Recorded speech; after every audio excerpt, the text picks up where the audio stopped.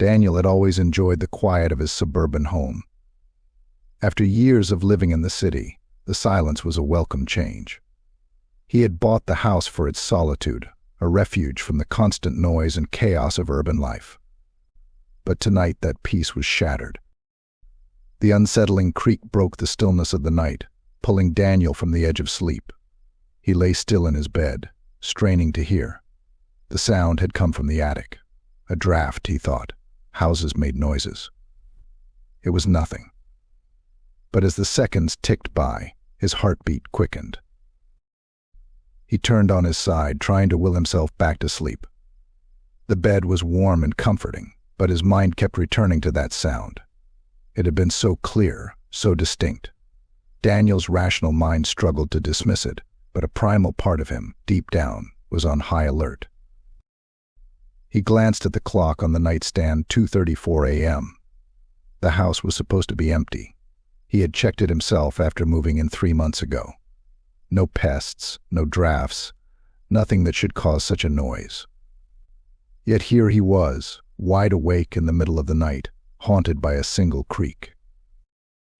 The room was dark, the only light coming from the street lamp outside filtering through the curtains. In the silence that followed, the sound echoed eerily in his mind. Daniel took a deep breath and sat up. He listened again, but all he heard was the ticking of the clock and his own breathing. Just the house settling, he muttered to himself, swinging his legs over the side of the bed. The floor was cold against his feet, a stark contrast to the warmth he had just left. He rubbed his eyes and shook his head. "Go back to bed, Dan. It's nothing." But it wasn't nothing. He knew that now. Something had changed in the house tonight, something that didn't belong. He walked to the door and hesitated, his hand hovering over the doorknob. The logical part of his brain told him to go back to bed, to forget about it until morning. But curiosity, or perhaps something deeper, pushed him forward. He opened the door slowly, peeking into the hallway. It was dark, the kind of darkness that seemed to swallow the light. He fumbled for the switch and flipped it on. The hallway was empty, the light revealing nothing out of the ordinary. Yet the hairs on the back of his neck stood up. "Get a grip," he whispered, stepping out into the hallway. Each step felt heavy, his bare feet making no sound on the carpet. He reached the attic door at the end of the hall and stood there for a moment, listening. Nothing. Just the silence pressing in on him. The attic door creaked as he opened it, the sound unnervingly similar to the one that had woken him. He shook his head. "It's just a door, Daniel." He pulled down the ladder and climbed up, his heart pounding in his chest. The air grew colder as he ascended, and he shivered, though he wasn't sure if it was from the temperature or something else. He reached the attic and clicked on the small light. The space was as he had left it, boxes stacked neatly, old furniture covered with dust sheets and cobwebs in the corners. He walked around, peering into the shadows, looking for anything out of place. But there was nothing. No sign of an intruder, no animals, nothing that could have made that noise. Relief washed over him, though it was tinged with frustration. He was tired, and now he was standing in his attic at an ungodly hour for no reason. He shook his head and made his way back down the ladder, closing the attic door behind him. As he walked back to his room, he couldn't shake the feeling that something was off. The house seemed different somehow, like it was holding its breath. He crawled back into bed and pulled the covers up, telling himself it was all in his head. But as he lay there, staring at the ceiling, he knew sleep would not come easily. The unsettling creak broke the stillness of the night once more, and this time Daniel didn't even try to dismiss it. He lay there, heart pounding, listening to the house around him, wondering what secrets it held.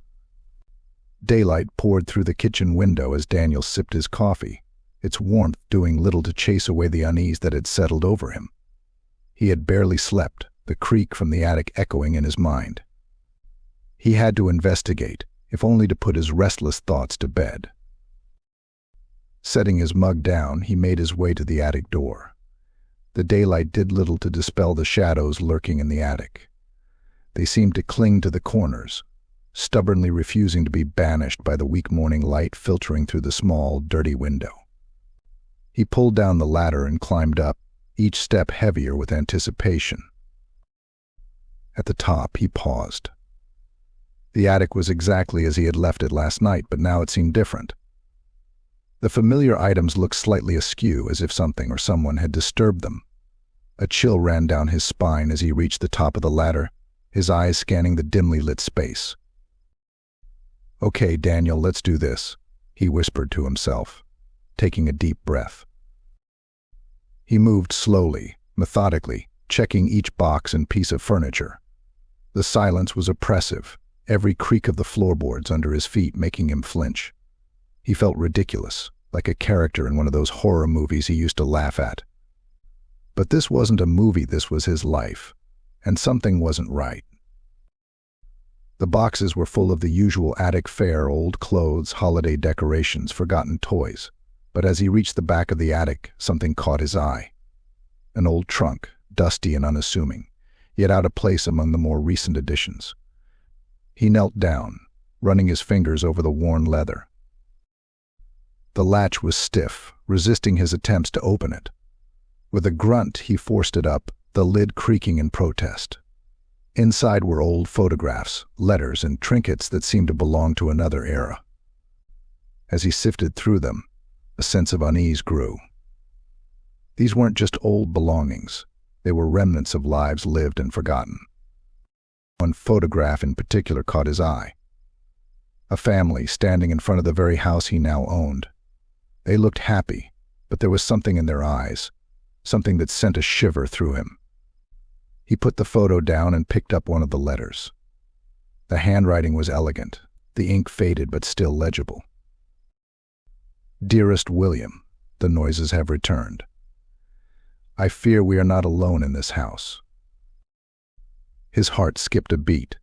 The letter was dated over 50 years ago, but it described the very thing he was experiencing now. He read on, the words painting a picture of a family tormented by unexplained sounds and sightings. He shoved the letter back into the trunk and closed it, his hands shaking. Every creak and groan seemed to come alive in the oppressive silence. He stood up, backing away from the trunk as if it might spring to life. Daniel hurried down the ladder, his mind racing. He closed the attic door and leaned against it, taking deep, calming breaths. This was insane. There had to be a logical explanation. But the photographs, the letters, they were too much to ignore. He spent the rest of the day trying to distract himself with mundane tasks, but the attic's presence loomed over him. He felt like a part of the house's history had reached out and touched him, pulling him into its dark, forgotten corners. As evening fell, he found himself back in the living room, staring up at the ceiling. The creaks and whispers had grown louder, more insistent, now happening even in the daytime. The house seemed to be waking up, its secrets seeping through the walls.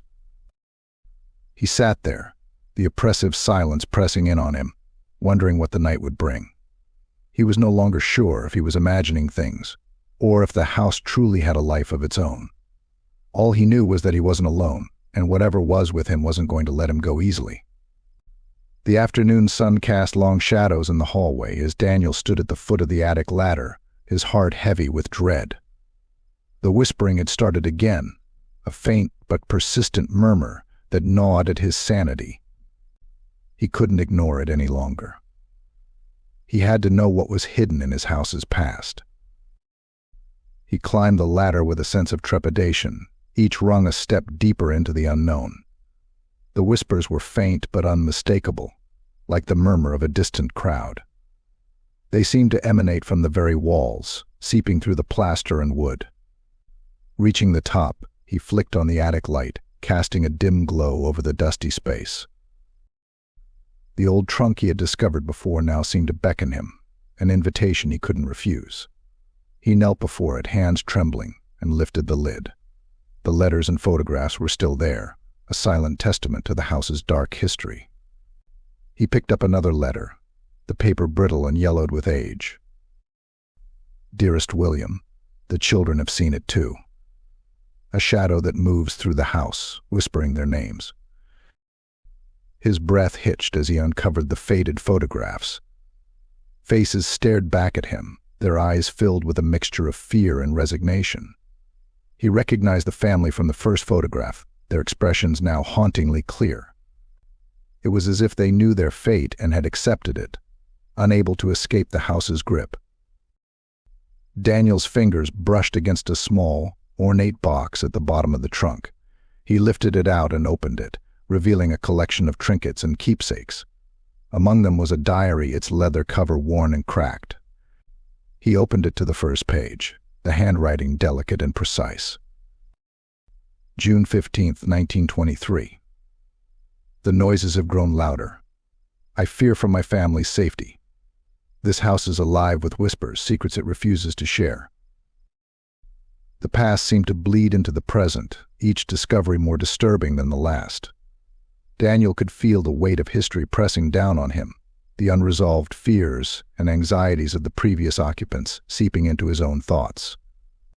He flipped through the pages, each entry a descent into madness, as the writer chronicled the family's gradual unraveling.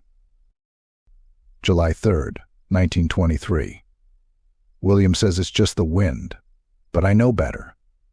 The children won't sleep in their rooms anymore. They say the shadows talk to them, tell them things I cannot bear to hear. He closed the diary with a shudder, the final entry ringing in his ears. This wasn't just a haunted house, it was a place of torment, a prison for those who dared to live within its walls. The whispers seemed louder now, as if reacting to his discovery, urging him to delve deeper into their secrets. Daniel stood up, his legs unsteady. The attic felt colder, the air thick with a malevolent presence. He had to get out, clear his head. But as he turned to leave, a shadow flickered at the corner of his vision. He whipped around, heart pounding, but saw nothing. The attic was as still and silent as before. But he knew better. The house was watching him, waiting. He hurried down the ladder, nearly tripping in his haste. He slammed the attic door shut and leaned against it, breathing heavily. His mind was a whirlwind of fear and confusion. He couldn't stay here, but he couldn't leave either, not without understanding what was happening. The rest of the day passed in a blur, his mind too preoccupied to focus on anything else. The whispers followed him, a constant reminder of the attic's secrets. He tried calling friends, but the words felt hollow, his explanations sounding like the ravings of a madman. He was alone in this, trapped by the house and its insidious history. As night fell, the whispers turned into footsteps, soft and deliberate, echoing through the empty halls. The past seemed to be coming alive, the boundaries between then and now blurring. Daniel felt the presence more acutely than ever, a constant weight pressing down on him. He sat in the living room, clutching the diary, the words etched into his mind. The house was alive with history, each creak and whisper a testament to its dark legacy. He couldn't escape it, couldn't hide from it. All he could do was face it, hope that somehow he could unravel the mystery before it consumed him entirely. Night settled over the house, wrapping it in a blanket of darkness that seemed thicker and more oppressive than before. Daniel sat in the living room, the old diary open on his lap, his eyes scanning the faded words. The whispers had ceased, replaced by an unsettling silence that pressed against his ears like cotton. Then came the footsteps. Soft at first, like the tentative steps of a child. They grew louder, more deliberate, echoing through the empty halls. Daniel's heart raced as he stood up, the diary slipping from his grasp. An unseen force seemed to follow his every move, a constant, oppressive presence that made his skin crawl. "Who's there?" he called out, his voice trembling. The only response was the sound of footsteps coming closer, an unseen entity making its way towards him. He backed away, his eyes darting to the corners of the room where the shadows seemed to writhe and twist, taking on shapes that defied logic. Desperation clawed at him. He grabbed a flashlight and flicked it on, the beam cutting through the darkness. He swept it across the room, the light casting eerie shadows on the walls. The air was thick with malevolence, an invisible gaze boring into him from all sides. "Leave me alone," he shouted, the words echoing hollowly in the silence. He stumbled back, knocking over a chair, the crash reverberating through the house. The footsteps stopped, replaced by a low, guttural whisper that seemed to emanate from the very walls. The words were unintelligible, but the intent was clear. This presence wanted him gone. He ran to the hallway, the flashlight beam bouncing wildly. Each step he took was accompanied by the sensation of being watched, an invisible gaze boring into him. He reached the staircase and paused, his breath coming in ragged gasps. The whispering grew louder, more insistent, filling his head with a cacophony of voices. With a surge of determination, he climbed the stairs, each step feeling like a monumental effort. The air grew colder, the darkness more oppressive. He reached the top and turned, his flashlight illuminating the attic door. The presence was stronger here, a palpable force that made his skin prickle. He opened the attic door and climbed the ladder, the whispers now a deafening roar in his ears. He reached the top and flicked on the light. The attic was as it always was, filled with the detritus of forgotten lives. But now it felt alive, each shadow a threat, each creak a harbinger of doom. Daniel walked to the old trunk and opened it, his hands trembling. He rifled through the photographs and letters, searching for something, anything that could explain what was happening. His fingers brushed against a small, ornate key, hidden beneath a pile of letters. He picked it up, its cold metal sending a shiver through him. The whispers grew louder, more insistent. He felt a surge of determination. This key was important. It had to be. He scanned the attic, his eyes landing on a small, forgotten door in the far corner, barely visible behind a stack of boxes. He approached the door, the key fitting perfectly into the lock. With a click, the door creaked open, revealing a hidden room.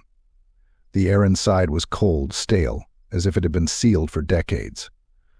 He stepped inside, his flashlight revealing a small, windowless space filled with old furniture and cobwebs. In the center of the room was a wooden chair, its back to him. The whispers reached a fever pitch as he approached, the air growing thick with malevolence. He circled the chair, his flashlight revealing an old, tattered book resting on the seat. He picked it up, his hands trembling. The book was filled with strange symbols and cryptic text, the language unlike anything he had ever seen. As he flipped through the pages, the whispers suddenly stopped, replaced by an eerie silence. The air grew colder, the darkness more oppressive. And then he felt it. A presence, standing right behind him, its breath cold on his neck.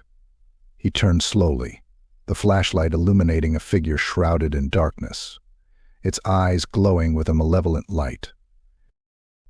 A figure loomed in the darkness, its form indistinct yet undeniably menacing. Daniel's heart pounded in his chest as he backed away, the book slipping from his grasp. The walls seemed to close in around him, the house itself turning against him.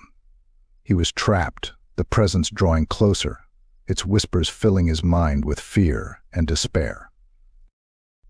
In a final act of desperation, he turned and ran, the darkness chasing him down the ladder and through the halls. He reached the front door and flung it open, the cold night air a welcome relief. He stumbled outside, his breath coming in ragged gasps. But even as he escaped the house, he knew it wasn't over. The presence was still with him, an invisible force that would not let him go. He glanced back at the house, its windows dark and foreboding, and felt a chill run down his spine. The night was silent, but the whispers were still there, lurking in the shadows, waiting for their moment to strike. Daniel knew that he couldn't escape the house's grip, not completely. The presence was a part of him now, a shadow that would follow him wherever he went. And as he stood there, the darkness pressing in on him, he realized that the true horror had only just begun. The house stood in ominous silence as Daniel re-entered, the oppressive air thick with malevolence. The whispers had resumed, louder and more insistent, echoing through the empty halls like a chorus of the damned. He could no longer run, he had to face whatever was haunting him. The air grew thick with malevolence as he entered the attic. The room seemed darker, the shadows deeper, as if the house itself was conspiring against him. He approached the hidden door, the ornate key clutched tightly in his hand. The whispers crescendoed, a cacophony of voices urging him forward. He stepped into the hidden room, the air stale and cold. The tattered book lay open on the floor where he had dropped it, the strange symbols glowing faintly in the dim light. He picked it up, his fingers trembling. The presence was stronger here, a palpable force that seemed to suck the warmth from the air. A figure loomed in the darkness, its form indistinct yet undeniably menacing. Daniel's breath hitched as he felt the weight of its gaze upon him. He forced himself to move, each step an act of willpower. He opened the book to the last page he had read, the cryptic text seeming to writhe on the paper. As he read the words aloud, the room seemed to close in on him, the walls pressing in, as if the house itself were alive. The shadows danced and flickered, taking on grotesque shapes that defied logic. The presence grew stronger, its whispers now a deafening roar in his ears. The shadows seemed to close in around him, the house itself turning against him. The figure in the darkness moved closer, its eyes glowing with a malevolent light. Daniel's heart pounded in his chest, fear clawing at his throat. "Who are you?" he demanded, his voice shaking. The figure paused, its form shifting and changing. It spoke, its voice a blend of the whispers that had tormented him for weeks. "We are the house. We are its memories, its pain, its suffering. We are everything that has ever happened here." Daniel's mind reeled. The house was alive, its walls infused with the memories of those who had lived and died within it. The presence was not a single entity, but a collective, a dark force born of tragedy and torment. He backed away, the book slipping from his grasp. The figure advanced, its form becoming more distinct. It was a woman, her face twisted with sorrow and rage. She reached out, her touch cold and unyielding. Daniel felt his strength ebbing away, the darkness consuming him. In a desperate act, he grabbed the book and began to recite the words again, his voice rising above the whispers. The presence recoiled, the shadows retreating.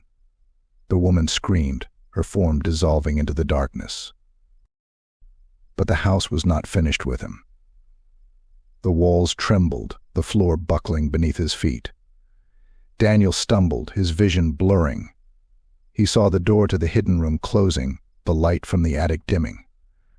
He tried to run, but his legs felt heavy, his movements sluggish. The door slammed shut with a finality that echoed through the house.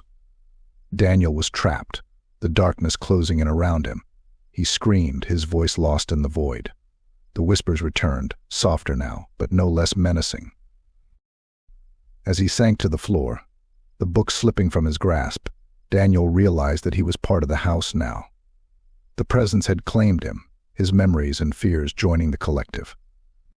The darkness enveloped him. The last sight he saw was the malevolent eyes of the presence before everything went black.